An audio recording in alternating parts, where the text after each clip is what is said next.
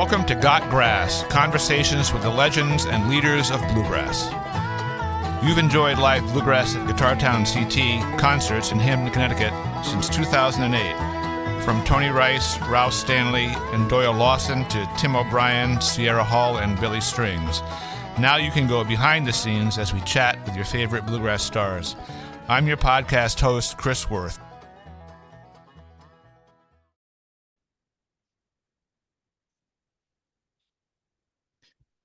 Our guest today on Got Grass is Phil Rosenthal. Phil is very well known in the Connecticut music scene as a talented musician with a wonderful baritone singing voice. He runs American Melody Records in Guilford, where he has recorded many award-winning albums. Because Phil is kind of a modest guy, you might not know that from 1977 to 1986, he was the lead singer and lead guitarist for the Seldom Scene, which at that point was probably the best-known bluegrass band in America. And so without further ado, Phil, welcome to Got Grass. Thanks, Chris. Nice to be part of the podcast here. Yeah, it's a whole new thing for me, but it's fun, and it's hopefully this will be another great interview. So you were born and raised in Guilford, right? Yeah, just up the road from where I live now. My parents had a chicken farm, Right. and it was a lot smaller town then, as it was every place, I suppose. Guilford native, and then I joined the Seldom Scene as you said, in '77, and I moved to Washington D.C. area, which is where they were based then. But when I left the band, I wanted to come back to Guilford, so I've been here ever since. Yeah. What was your first musical memory as a kid? Do you have any vivid memories of hearing certain kind of music or loving certain kind of music? Well, I was like a Pete Seeger freak when I was a kid. I just loved Pete Seeger, that from the time I was, probably 5 on, I suppose. My parents played a lot of, folk music, and they were also into other kinds of, classical and Broadway shows. But everyone in my family, all the kids, my 2 sisters, my brother and I, we all learned musical instruments. And once a week we would have a little family musicale around the piano, and we practiced a song to play for the rest of the family. But one of my earliest memories, though, is going to a Pete Seeger concert when I was, 6 or 7 or so. And I remember that he encouraged all the kids to come closer to the stage, sit down here. And the music was sort of directed toward the kids. That was kind of exciting. And then I wanted to learn how to play the banjo, and there was no place around here in Guilford or New Haven or anywhere around where you could get a banjo back then. So my dad and he tracked down some pawn shop in Brooklyn, New York. I don't know how he got the name of that. I guess he made some calls, and they had a banjo. And I remember driving in there and getting the banjo, and and Pete Seeger, that was the style I wanted to play, more folk stuff. But once I heard Earl Scruggs, a few years after that, I was in Rounder Record. What was the record store in New Haven? Cutler's. Cutler's, right? Yeah, and I was looking at, flipping through the banjo section, and I was looking after checking out the latest Pete Seeger recordings. And out of curiosity, I just bought an album. I saw other bands that used the banjo in it, so I just bought one album by this group, where one guy was holding the banjo and a guitar, and got home and played it, and I immediately fell in love with that kind of music. It was a Flatt and Scruggs album, their first album, actually, Foggy Mountain Jamboree. And as soon as I heard, the way that Scruggs was playing it, I decided that was really the way I want to learn how to play banjo. So I kind of focused on learning that, and that was my main interest. Just the banjo for a while. But then I got interested in, learning guitar and mandolin. And my dad had a reel-to-reel tape recorder where you could do what they call sound on sound, where you record something in one of the 2 stereo channels, and then you would transfer that to the other channel, and at the same time you can have a mic plugged in and add something to it. So I went back and forth and realized I could make my own bluegrass recording. So I got somewhere I found we bought a cheap mandolin, and my brother played guitar, classical guitar, but when he was away and didn't know it, I would borrow his guitar, play with a flat pick. He told me never to do that, but I did it anyway. And I was writing songs and recording them, for years, just kind of for the fun of it. Yeah. So you started out pretty young, loving music, especially banjo, and you stuck with it. You had a family group, built-in family group kind of that Yeah, play basically. play Yeah, together. right. I mean, I didn't play with anyone. We sort of played, we performed for each other, once in a while. Um, but no one in my family played music with me though. No one else, was into bluegrass. Right. But So, but um but then I heard about like a hootenanny in Brantford. This was when I was in high school. Um, Someone mentioned that there was some kind of hootenanny and guitars, banjos, and so I went to this thing. I was in the basement of some church, and there was a duo, two guys playing. One guy was playing guitar, and the other guy was playing the banjo. And I went up and introduced myself after it. I said, if you're looking for forming some kind of a bigger group, I was interested. And one of the two guys was Dave Kippeth. So oh, right. but Dave said, "Oh, he was really excited to meet me, and I was excited to meet him." And he said, "Oh, I know a really good, a good mandolin player lives in New Haven, and let me arrange something, and the three of us can get together and play." And his friend was Nick Barr. Did you know Nick? I'm not sure if you knew him or not. I But don't know. Was he in Apple Country at one point or not? no, No. no, he wasn't in that group. No. But we had our own little group, before Apple Country. He later moved to Albany, and he had a radio show on a bluegrass radio show up there for years and years. Sadly, he died a few years ago. But the three of us had a group. We called ourselves the Foggy Mountain Still Lickers. We're You our covered all you covered all the bases there. yeah, right. We could go any direction we wanted with that name. Yeah, right. Um, but I played with Dave, in that configuration for a while. And then I went off to college, and in Chicago, University of Chicago, and there weren't many musicians on the campus, but there were a few actually, who played bluegrass. There was actually one band on campus, and unfortunately, they had all the instruments they needed. They had a banjo, mandolin, guitar, bass. So there's nothing I could contribute to that group. But I used to hear them play once in a while. And another mutual friend said, "Oh, I got to introduce you to this guy. He's like an instrument collector. He's a little odd, but we went to this guy's apartment. It was George Gruen, believe it or not. Wow. He was a little odd. He had a boa constrictor, and he would feed it mice now and then. But he had some just great, amazing instruments. Even back then, he was already a collector, and so that was my contact with bluegrass when I was in college. Except at one point, actually, I put an ad in Bluegrass Unlimited. I said, I'm in the Chicago area and looking for musicians to play around here. And I did hear from some guy who lived like a little bit out of Chicago, but he was from Kentucky originally. Gurney Adkins was his name. He had this Uh-huh. thick Southern accent, and he was a really good fiddle player. So I got together with him, and then this guy Harvey Blau, who used to live in New Haven and played it with Billy Hamilton and the Ohio River Boys. But he had moved to the Chicago area. So the three of us would get together once in a while and play music there. But anyway, I went to school, and when I graduated, I came back to New Haven. And at that point, Apple Country, I'm not Apple Country, this group that I mentioned, Billy Hamilton and the Ohio River Boys, were playing once a week at the enormous room on the campus of Yale. And Billy was just a great really good mandolin player, good singer, a good band leader too. And he had this great Lloyd Loar F5, which I later owned. And I used to go hear them all the time. Dave played the banjo in the group. And at that point, I think Mark Rickert was the guitar player. Mm-hmm. And Bud Morrishow played the fiddle. And I can't remember who was playing bass in the band back then. But after a couple of years, or no, after about a year, after I'd graduated college and come back here, Billy was moved out of the area. He moved to Buffalo. And they needed a mandolin player, and mandolin wasn't really my instrument. I had learned it. Like I said, I used to make, recordings at home. So I'd learned some basic chords on mandolin, but it wasn't really the instrument that, I was comfortable on. But they needed a mandolin player. So I went out and got a better mandolin and just kind of, woodshed it on the mandolin, try to get better on it.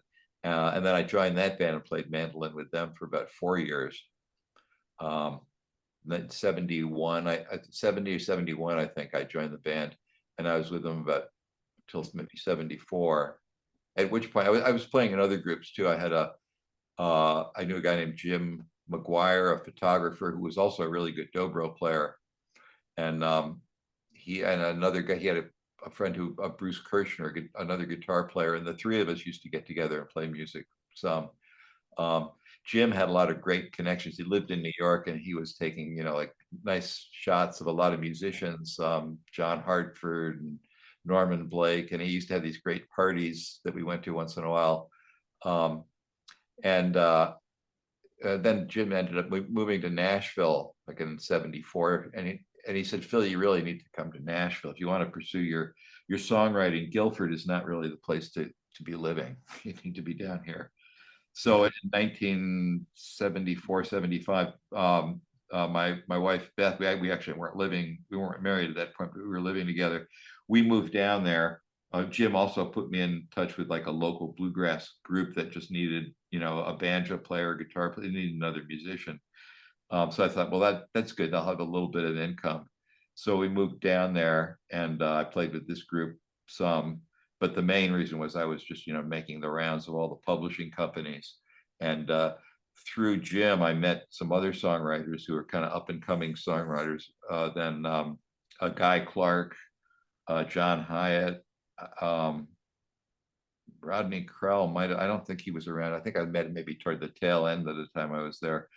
But John Hyatt was really helpful. He said, we would sit around, he would have these little song swapping sessions, Jim would, in his studio. And John Hyatt said, I'll give you an introduction to, some of the publishers that I've worked with. And I would make the rounds of the publishers, and I'd, bring a cassette of songs I'd written. And I mean, the best response I ever got was, well, you're talented, you've got some talent as a songwriter, but can you write something more like this? And then they'd play like the latest country hit. And I would try to write songs like that. And I wouldn't have any success. I wasn't writing anything very good at that point.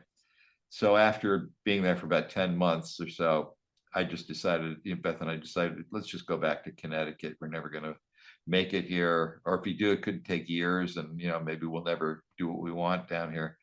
So we came back up here, and I decided I didn't want to just rejoin Apple Country. I wanted to form a new group that was a little more progressive. I loved the Seldom Scene. Oh, that was I forgot to mention that Jim also knew Mike Aldridge and the members of the Seldom Scene pretty well, Jim McGuire. And he introduced me to them in the parking lot of the Gettysburg Bluegrass Festival one summer, I think in 1972. I said, you got to meet this guy, Phil Rosenthal. He's a really good songwriter. So I sat there in front of Ben Eldridge and Mike, and I played some of my songs, and they liked them. They said, why don't you, send us a cassette? And, we're recording all the time. So a few weeks after that, I mailed them like a tape with some of my songs that I'd written at that point.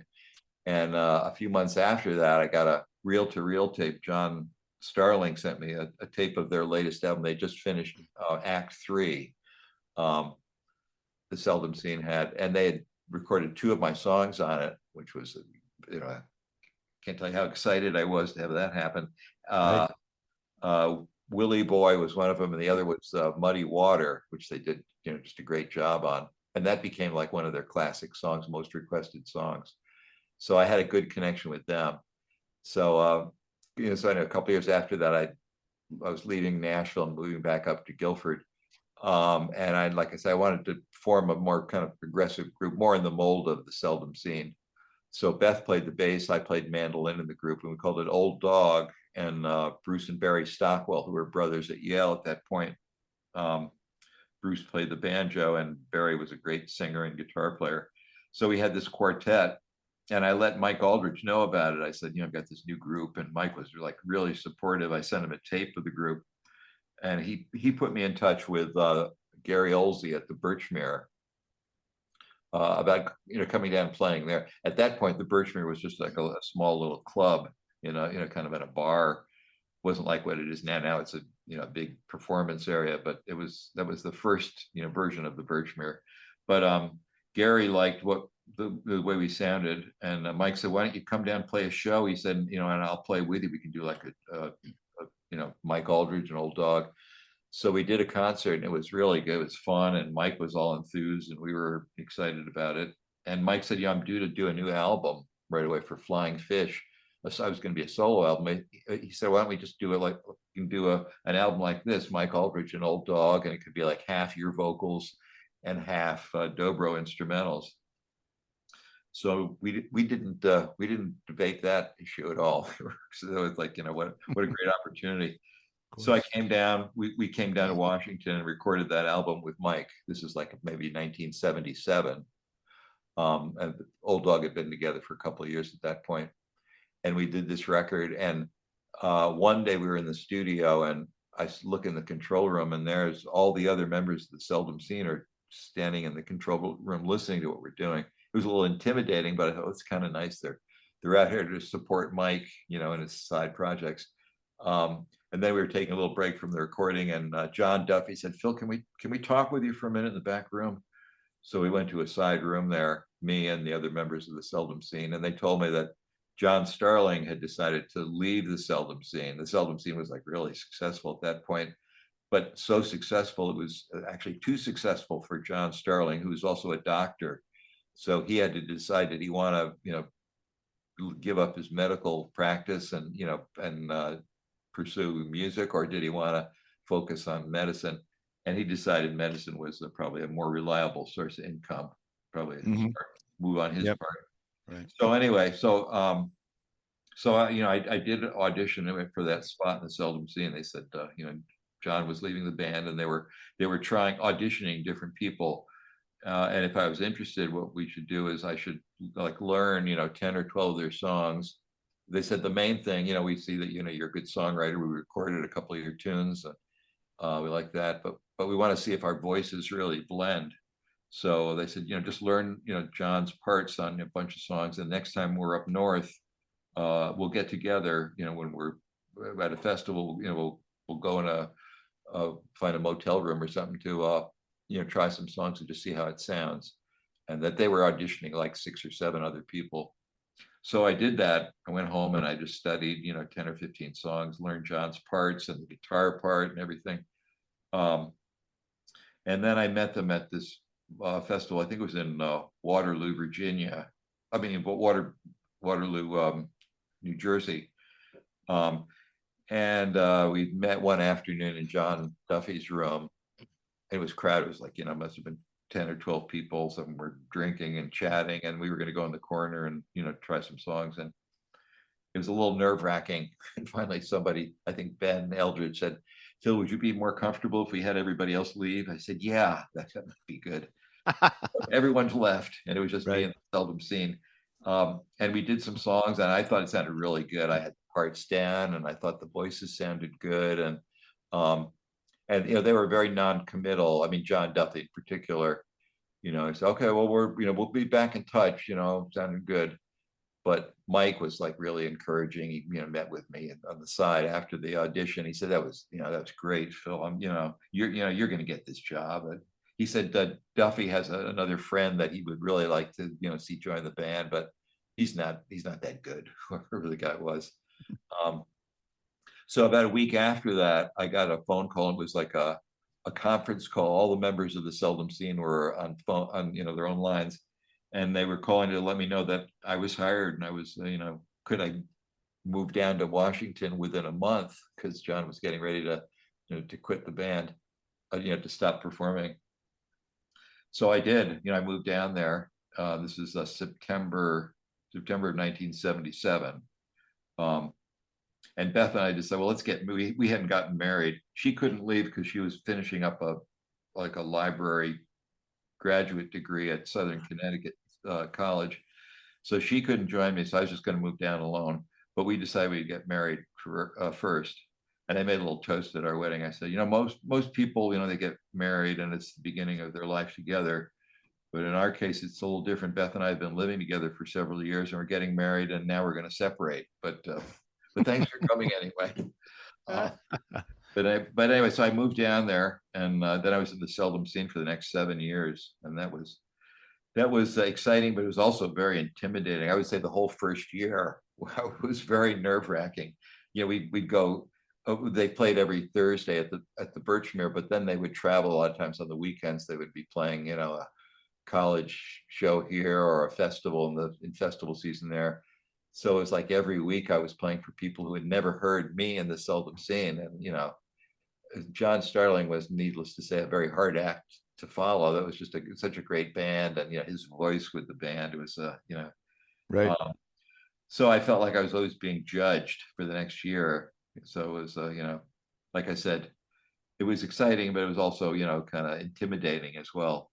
But then, not long after that, we started recording. The band, the Seldom Scene didn't do a lot of recordings, like one album a year or one album every year and a half would be like when they were ready to do a new album. So it took a while to kind of introduce like new material into the band that John Starling hadn't introduced. So I gradually though I get to bring more of my new songs into the band and sort of establish myself as the new guitar player, lead singer in the band. But it was exciting. We pretty much like May to October. Every weekend we'd be playing a festival somewhere. Sometimes like a couple festivals. We might drive to one on a Friday and Saturday head to another show or something. And we played the White House a couple of times. Jimmy Carter invited us a couple of times to play there. We played the Grand Ole Opry. We even played in Europe actually once, a bluegrass festival in France, Toulouse, France. And we had a tour of Japan. But for the most part, it was never like really a full-time band because Tom Gray, who played the bass in the band, he was still working full-time at the National Geographic magazine. And Ben Eldridge was a mathematician, and he had a good job that he wasn't about to give up. And Mike was doing illustrations, like comic illustrations or something for a Washington paper. Maybe it was the Washington Post, I'm not sure. So me and John Duffy were the only two in the band at first who, music was our only source of income. But gradually, Mike also left his job after a while. He realized, well, I'm making enough at the Seldom Scene. I don't have to, keep working here. But it was always, it still remained kind of part-time. It was just more weekend stuff. Every Thursday, the Birchmere, and then, Friday to Monday, we might be gone playing somewhere, during festival season. But the rest of the time, it wasn't too intense, our schedule. We weren't living out of a bus and traveling across the country like a lot of bands were. Right. That never would have appealed to me anyway. That was one of the things I liked about joining the Seldom Scene was it was like a little bit more kind of laid back and low key as far as the time and the lifestyle and everything. You could still live at home, raise kids, and have a family, and not be gone for like weeks on end. Right.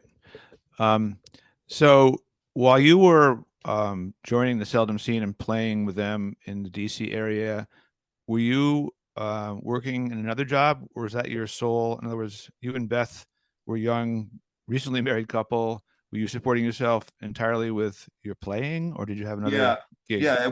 For me, it was just the playing. I mean, I did have some private students, and I still have private students, banjo, guitar, mandolin. So I had a Right. few of those.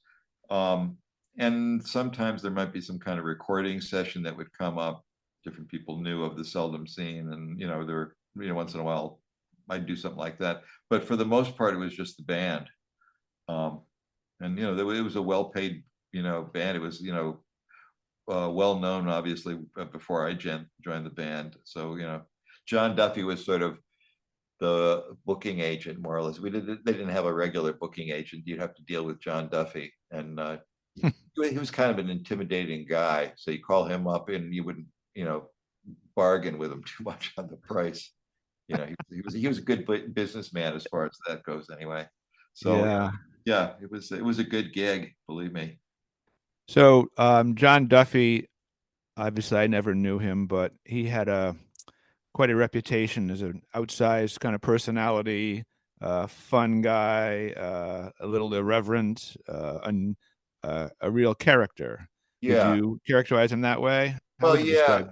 that was sort of more his stage presence. Some of that, he was sort of outgoing and clowning around and all that sort of thing. But that was basically on stage. He was a great musician, a great singer. kind of an innovative mandolin player. But he also believed in, you go on stage, you have to really entertain the crowd. You got to make contact with the people. You don't just get up there and, and kind of stare off into space and play your songs. You got to, react and interact with the crowd. And he was great at that. People really appreciated that. Off Yeah. stage, he was a little different. He was he was kind of a shy guy, quiet person off stage. He wasn't clowning around. I mean, he had a good sense of humor, but he was more kind of low key and different, a lot different off stage than he was on stage. One of the things I notice about a lot of the young, extremely talented bands these days in bluegrass genre, whatever you want to call it, is that that whole entertainment part of the show seems to kind of have disappeared from most of these young bands. They kind of let the music do the talking. I mean, there's really not that much emceeing or joking around or attempting to connect too much with. I'm not talking about all bands, but a lot of bands I've seen who are very great players and singers don't have that connection that people are there to hear the music, but also to be entertained. Like, want a night Yeah. out. And I feel like that's something that's kind of lacking Huh. today. I don't know how you feel about that. Have you? Why, to be honest, I haven't really heard a lot of the current bands, in person. I mean, I see a lot of people, on YouTube and stuff. So, I've heard a lot of the music that's out there, but I haven't, been to a lot of live shows. I don't really know for sure, what the stage Mhm. presence is like. That's kind of interesting to me to hear that. Um, Yeah, yeah, that's too bad because whether it's a band or just a single solo performer, whatever, I think it's nice if you can make a connection with the audience. It's nice if people know more about the song than just hearing it. If you'd like talk about where this song comes from, or where there's something interesting to say anyway. Um, yeah, yeah. I mean, I've heard some artists go on talk a little too long about stuff. oh yeah, right. It's a fine line between being entertaining and informative and talking about 25 minutes about how you wrote the song and what it's about and what the third verse means, and you kind of feel like just play the song. We'll Yeah. get it. Yeah. There's Yeah. some intermediate ground, I guess, where it works. But yeah, Yeah. I feel like that's every band that I've been in, and I like to establish something with the audience, not ignore them, talk to them, and if try and find something to say and react with them if you can. Right. But the So, Seldom Scene was especially good at that. mhm.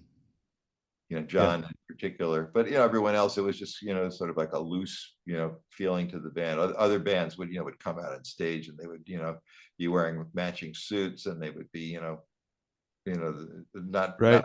talking at all. The music was good, but that was kind of all there was back then too. So, Right.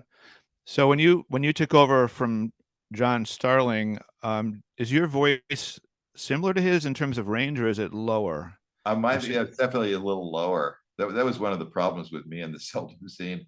I always hmm felt like uh, and when I first joined the band, I mean, I had to learn all the songs that they knew in the keys and the arrangements. Obviously, they weren't going to arrange all the songs to suit my slightly lower voice. I just had to, learn those songs. I mean, I could sing his songs, most of them, but it hmm was kind of at the top of my range. I always felt like I sounded better, if I was singing songs a little bit lower.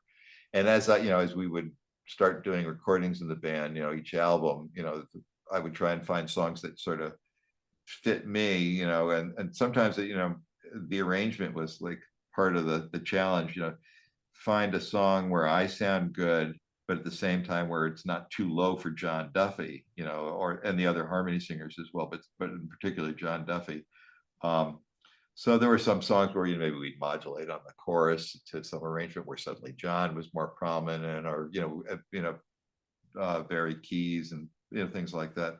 Right. Um, there were arguments about that sometimes. I remember there was a song I wrote and we were doing it on an album, and I thought it should be in a particular key, and it sounded really good. But John said we were doing like in the key of F. There was a song, "When a Girl I Know Gets Back in Town." A song I used to do in the Seldom in Apple Country too. I love that song. Yeah, Beautiful song. I Yeah. thought this could be a good one for the Seldom, for the band, and we worked it up. But John was insisting. He said, "No, it's got to be, let's try it in G. F is okay. Let's try it in G." We would try, and it was like too high for me. I didn't think I sounded good.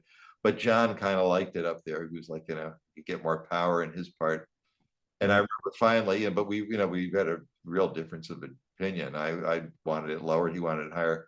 So we decided we would record, like a verse and a chorus of it in both keys. And there were some other people in the studio. So we said, let's record it and let everyone else let everyone else, you know, make the decision. So I won. We did it in the lower key. Yep. Yeah, but Gotcha. as a result, we almost never did that song on stage. I think maybe we tried once or twice, and I don't know. John wasn't that enthusiastic about it, or didn't get the reaction or something, so kind of fell by the wayside as far as like performing a song that you do in person. It's Right. funny, sometimes you record stuff and you think, well, this sounds great. This is going to be a hit. This will be popular, and then you go out to do them, and sometimes the songs you think that will get a good reaction don't, and then some other song, kind of does. Um, you never know, I guess, till you really try it. Right. Uh, So, as you probably know, I'm a big fan of Tony Rice, and there's been a lot of um, talk about him lately since he died a few years ago. I know he played with the scene from time to time when he was in town, correct? He would sit in? yeah, once in a while, if he was coming through, he might sit in with us. There was one point where they were all set to hire Tony Rice. This is before I joined the band.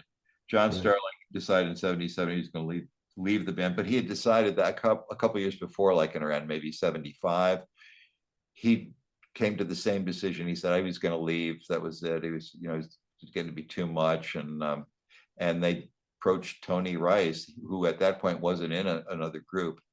Are you interested in joining the Seldom Scene?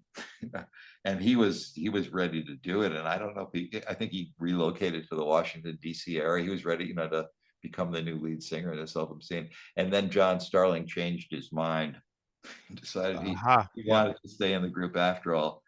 So Tony, I mean, that would have been an interesting group right there. Tony Right. Rice is the lead singer of the Seldom Scene. And then Tony was approached by David Grisman, and he ended up moving to California and joining David Grisman's band. So Right. when John Starling finally actually did leave the band a couple of years later, Tony wasn't an option at that point. Um, but when he was in town, when I was in the group, there was a few times where he would sit in with us. I remember we played one summer. We played at the no, at Gray Fox. I don't think it was called Gray Fox back then, whatever they called it then. That festival in uh, Ankrum, New York. Is that where it was? Yes. Where it is. Yep. Um, and one afternoon, John Starling, who had left the Seldom Scene, he was at the festival, and he was going to do a set of kind of his own songs. And he asked me if I wanted to play mandolin for that, which I did. I had my mandolin with me. And Tony played the guitar in that group, and I think Mike was playing dobro, and I think maybe Van Eldridge was playing uh, banjo, and Mark Schatz, and that was fun. I've got some photos of that. I'll never forget that afternoon. Um, Wow. I'd love to see those pictures. yeah, I'll have to show them Really to cool. you. But So did you would you consider yourself a friend of Tony Rice? I mean, I know he had a reputation of being hard to really get to know, and that he was very loyal and friendly to people that he really felt close to. But I was wondering what your impression was of him as a friend or a musician at that time. Did you have much contact with him well, yeah, there were outside? a lot of at that point, like in the early '80s, Tony had left David Grisman, and he was kind of doing his own thing at that point, the Tony Rice unit. And, he was really establishing, his solo career. So there were a lot of festivals we played where he would be there too. So I saw him, I don't know, a whole lot, but there were a few festivals where we'd be, at the same festival. And he was a real nice guy. I wouldn't say we were, like close friends or anything, but we certainly knew each other. Um, and then, my history did jump a little forward a few years later. In 1986 was the year that I left the Seldom Scene, and it wasn't a friendly parting of the ways at all. As it turns out, they decided, that was one of the reasons I was interested in joining the Seldom Scene. This was something that John Duffy said to me that going back to that night in 1977 when they approached me when we were doing that album with Old Dog and Mike Aldridge, and they asked me would I like to join the band. The other thing John Duffy said was, he said, this is by the way, this is a partnership. This is not like Bill Monroe and the Bluegrass Boys where you're just hired, to play guitar. Whoever we hired to take John Starling's place will be like an equal partner in the band, just, to let you know. Right. That was important to me too, because otherwise I was giving up, a band that I was really excited about to do it. So I didn't want to be, the hired hand. But anyway, as it turns out, fast forward a few years, they decided they wanted to go, and this is what they told me, that they decided they wanted to go in a slightly different, more kind of hardcore bluegrass sound rather than, my folky bluegrass vibe or whatever. So that, and I found out later that they were actually auditioning, trying out different people to take my place. They never mentioned anything of this to me. They never said, Phil, we want to, we're thinking about replacing you. Not that they could anyway, since I was an equal member supposedly in the band. But one night, 1986, we're playing at the Birchmere, and I'm getting ready to go. I've got my guitar ready. We just finished our last set, and Mike Aldridge said, Phil, we got to have a business meeting here. I said, really? Oh, okay.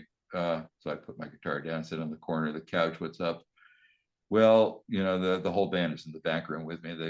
They said, we've decided we want to go in a slightly different direction, and they said nice things, but we've decided that we found someone to take your place. We want to do kind of a more hard-edged bluegrass sound, and Lou Reed is going to take your place in a couple of weeks. Right. Totally shocked. What the hell?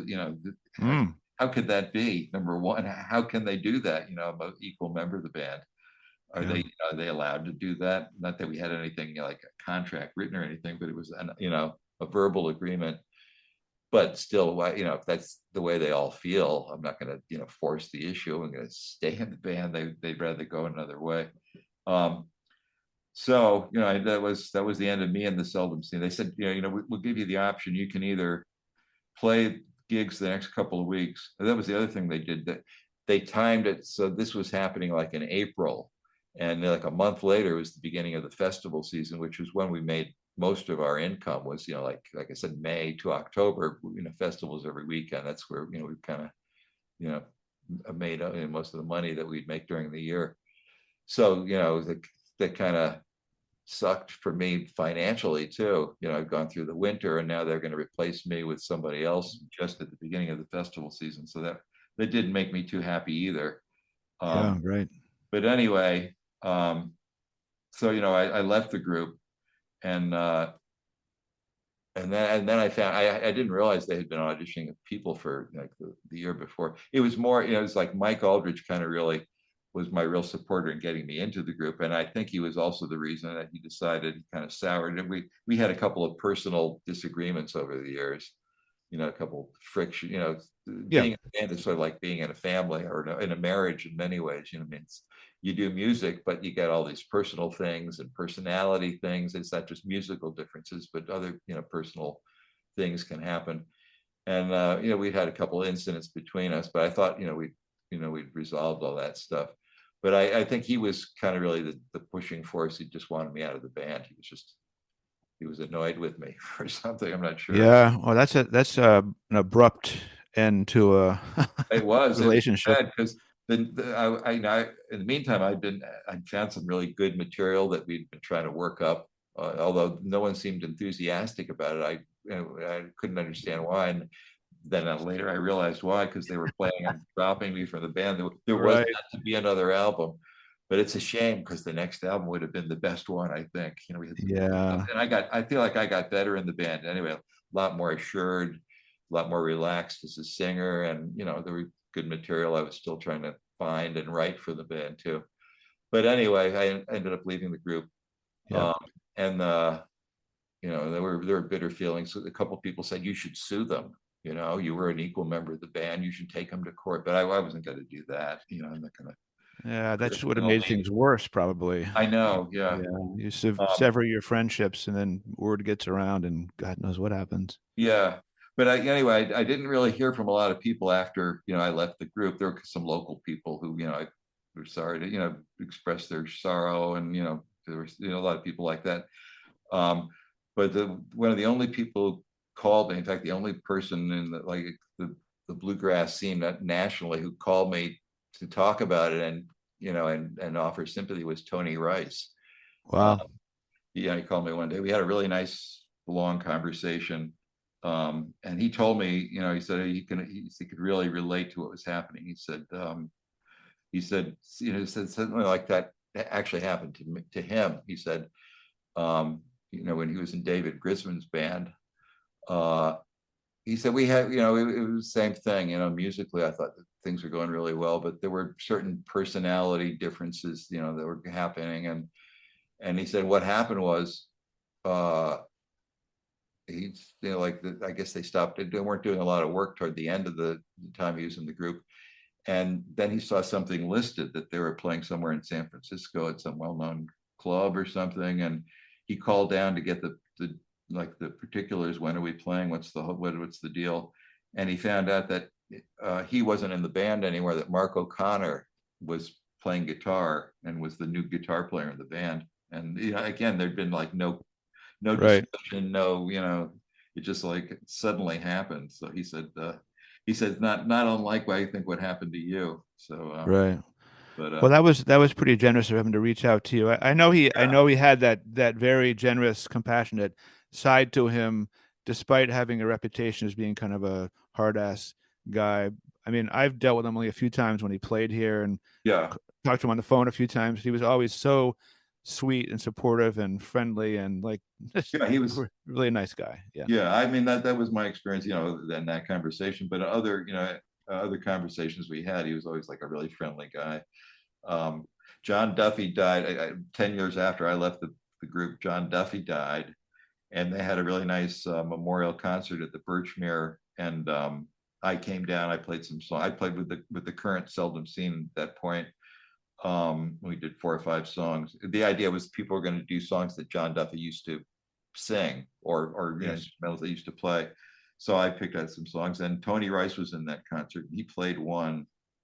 What was the song? I think maybe it was Sunrise, some mandolin song that John Duffy used to play. And he asked me if I would play guitar, rhythm guitar. Uh, John, I mean Tony Rice did. Hmm. That was a little intimidating, but I did. Yeah. Well, It's fun. But yeah, so like I said, I didn't know him, super well, but we were friendly, and he was certainly very supportive to me, obviously, when all that stuff happened. Anyway, yeah. So talking about songwriting a little bit, when you wrote songs for the Seldom Scene, did the songwriter get extra financial credit for that, or how did that work out? Did you get extra royalties or payment, or well, you'd did it? make royalties as the like composer of the song that had Right. nothing to do with the Seldom Scene.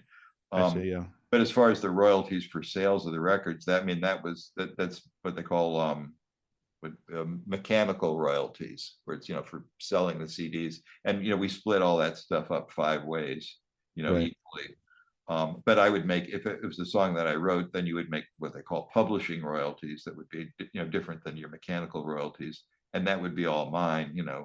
Although normally it's a publishing company would officially control the song and the money, and they would keep half the money, and you would make half as the songwriter.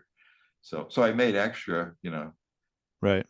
yeah, it Did wasn't you a did lot. you did you get rich from Muddy Water? No, I wish I had, but there were a couple of recordings though where I made a little bit of money, like Yeah. Johnny Cash recorded it, and I Right. I think I made maybe $4,000, not as much as I thought I would make. The Osborne brothers actually were the publishers when I first had them. The Seldom Scene recorded those songs back in like 1973 for Act Three. I didn't know anything about publishing. I was this writer, but I didn't know about running my own publishing company.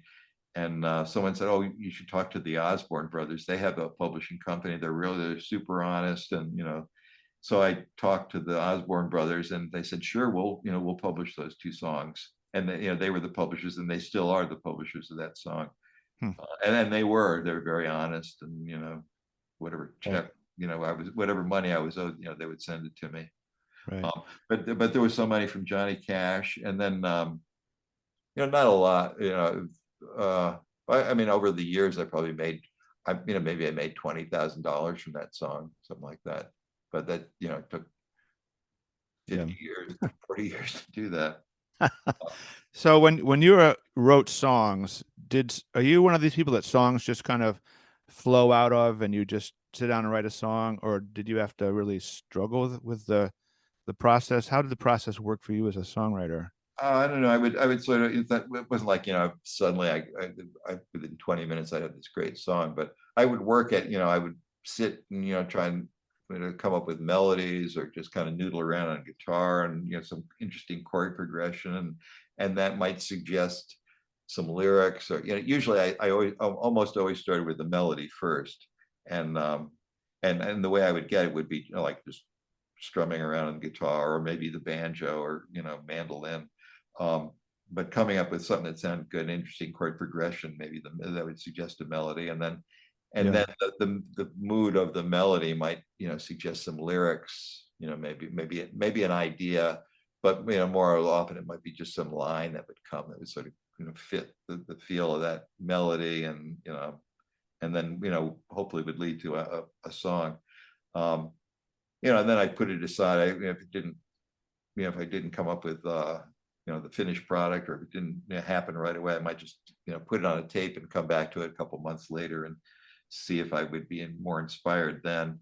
Um, so there were a few songs probably that came a lot more quickly, but usually it might take several days or several weeks, or sometimes over a course of several months or something, kind of Yep. fooling with it and see what happened. Yeah. Whatever Right. come up with. What was the inspiration for Muddy Water? Uh, I was at a bluegrass festival. I think it was in Berryville, Virginia, and there had been terrible flooding like just a few weeks before the festival. Hurricane Agnes had hit, and the Shenandoah, that festival is like right on the banks of the Shenandoah River. And when I was at that festival, someone pointed up, they said, you can look up 20 feet in the air, see all that debris and these trees right on the banks of the river. They said that's the level that the water was at, 3 weeks ago. Yikes. And then on the way home from that festival, I was just kind of looking out the window, and then I was really noticing, and I was just seeing, oh, there's a house that's been uprooted on that hillside, and you just see some of the damage that had happened. So the idea kind of inspired me to write a song on that subject. I mean, that's a song actually where I did sort of have the idea to write something about a flood. I wanted to write something about like a family driven from their home by a flood, and that sort of suggested melodies and the kind of minor chords that might fit the mood of that. Um, Sure. but yeah, that's how that song happened anyway. During your career traveling, playing, writing, did you ever get to hang out with or play with any of the first generation bluegrass people like Bill Monroe or Ralph Stanley? Any of those people in your in your life? Did you? Well, there's sometimes on stage, where we might do, Bill Monroe would come up and we were doing a song, and he said, let's do, Little Georgia Rose together. He would join us on stage. So, and I've got pictures of that too, where there I am at the mic with John Duffy and Bill Monroe. But it wasn't like, there were sessions in the motel room, or, around the campfire like that. It was more kind of stuff on stage that might happen like that. Yeah. I was I was talking to Missy Raines, and I asked her the question. I said, if you could have played a duet on stage with anybody in the history of bluegrass, who would you have chosen? And she thought about it, and she said, Jimmy Martin. Really? Yeah, I guess she would just thought that rhythmic combination of her bass and his guitar would have been something Oh, else. I was kind of surprised that she said that, but she was very clear that was the person she would have that's wanted to. interesting. Yeah. Yeah, He was a strong, guitar player, rhythm guitar player. He was great. yeah, But he was a kind of oversized personality. yeah. I guess there've been a lot of those in all musical genres, and he certainly was one of the ones in Yeah. bluegrass. Um, so you've since you left the scene, you I guess moved back to Connecticut, or did you have a roundabout path back to Connecticut? No, we came back to Connecticut. I mean, that was always my plan anyway, that at some point I was going to leave the Seldom Scene, and I really wanted to start my own record label. Yes. Because I always liked recording, and I had really good equipment, and I was making my own demo tapes, for different people, and I thought, well, I should do an album of bluegrass for kids that had never been done before, and it had a natural appeal to me, but instrumentally, like really nicely arranged. It would the way you would do an instrumental with nice solos and good harmonies, and not kidsy kind of songs, but the songs that kids could probably relate to. Not songs about broken hearts and lost love and stuff. So Hmm. um, so I did an album. This is when I was still in the Seldom Scene. I did a record. It was called Turkey in the Straw, and it did really well. It was a really good record, and it got good reviews. It won an award from the Parents Choice Foundation, and there wasn't much for kids, much music for kids back then. Not just bluegrass, but like any style. There was Pete Seeger and Burl Ives, but there weren't a lot of other people doing music for kids. So it got attention because of that too, and it got some really good reviews. Some well-known magazines and stuff. And that encouraged me to kind of keep going with that sort of thing. So I approached other people. This is when I was still living in Washington D.C. Jonathan Edwards, and I got Kathy Fink to record, and if you had John McCutcheon, and I was working on records, and my plan was always to move back to Connecticut before our kids became like Washingtonians. We want them to be Connecticut, think of Connecticut as their home. So it ended up happening probably a couple of years before I would have chosen, but Yeah. the plan was to come back to Connecticut. And that's what we did. We came back up here, and then I just focused on my record label, because I had all these things that I recorded. Now I had to finish mixing them and finish these albums, and somehow come up with a bunch of records, like make it a real record label, not just one album that I did, but a bunch of them. So I spent the next couple of years really kind of focusing on that, just finishing those albums, and then all the work, promoting them, and doing everything you need to do. Back then there was like you could really make a living, just running a record label. You couldn't. I don't know how you do it now, because everything is downloaded, and it's hard to make any money, from recordings. But Right. back then there was a field for it, and there were kids record stores, record like children's bookstores, that had a lot of kids recordings as well. So there was like I had national distributors who were getting my recordings out to some of these stores, and I did pretty well at that. So between that, and then I did contact other people. Stacy Phillips was in the area, so he and Beth and I played as a trio.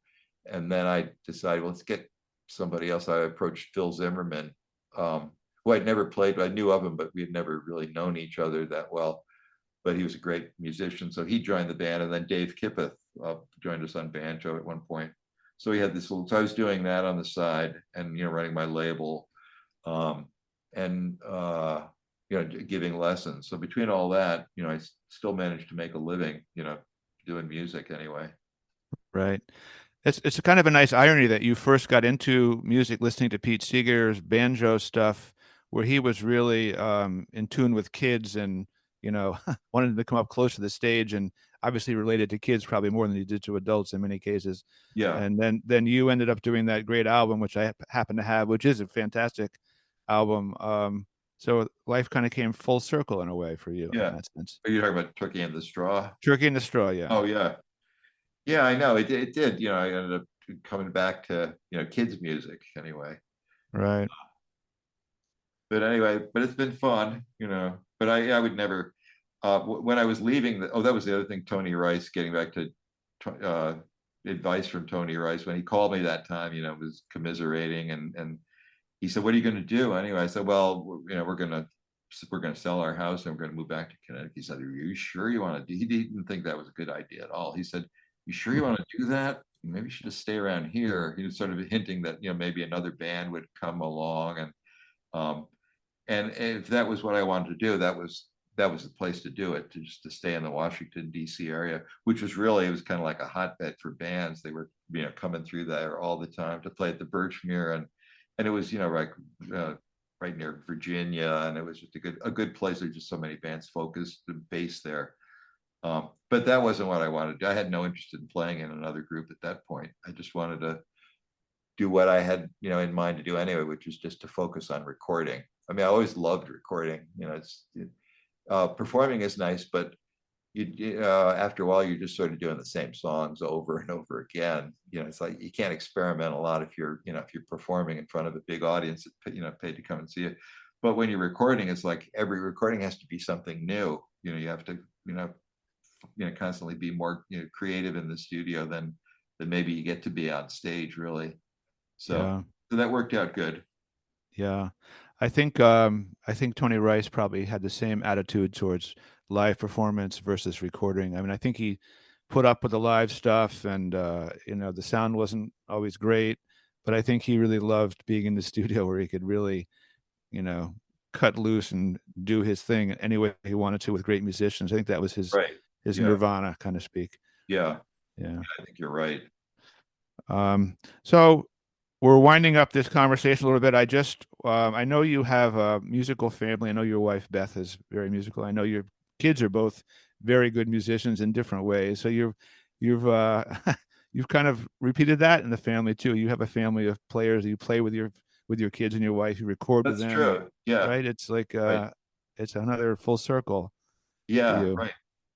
Yeah, I've ended up doing recordings, with my kids. I mean, you can actually hear my daughter Naomi grow up on the children's albums I did. I started using her, like that album, the first album, Turkey in the Straw. She was like 5 or 6 then. And then I kept using her, and then I, featuring her more and stuff. And then she kind of became a studio musician herself, and has done really well, a really great songwriter. And same thing with Daniel. I started using him early. Trumpet wasn't the instrument that you would normally associate with bluegrass, but he figured out how to make it work, and then Beth and I have been in several groups together, Old Dog, and then when we played with Stacy and Phil Zimmerman and Dave Kippeth and stuff, she played bass in that group, and then the family band. So we've it's been a family thing. Yeah, you must be proud to have your kids be. I mean, everyone in a certain genre of work wants their kids to maybe follow in their footsteps or love what they love, and so oftentimes your kids go off in directions that are totally unlike yours. But your kids love music and love to play with you, and that's got to be a great feeling. Oh yeah, right? It's great. Yeah, although when Daniel gravitated toward the trumpet, I mean, we never discouraged him. We thought that was awesome. This was like when he was in the 4th grade, 5th grade, he became obsessed with the trumpet.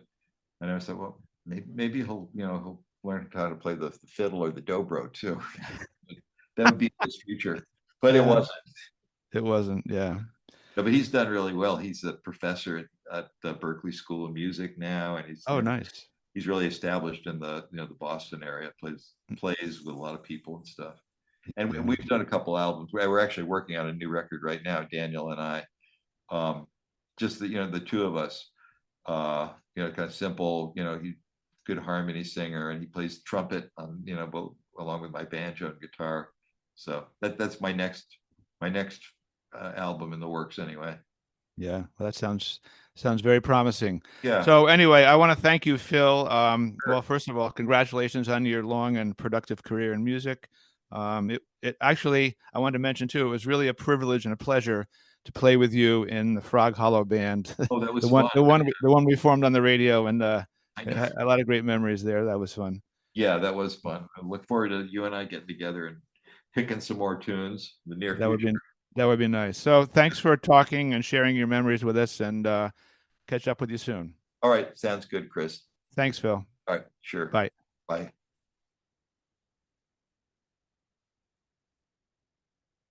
I hope you enjoyed our podcast, and thanks for listening. Visit our website, guitartownct.com, for concert and podcast schedules, or just to send us a message. We'd love to hear from you.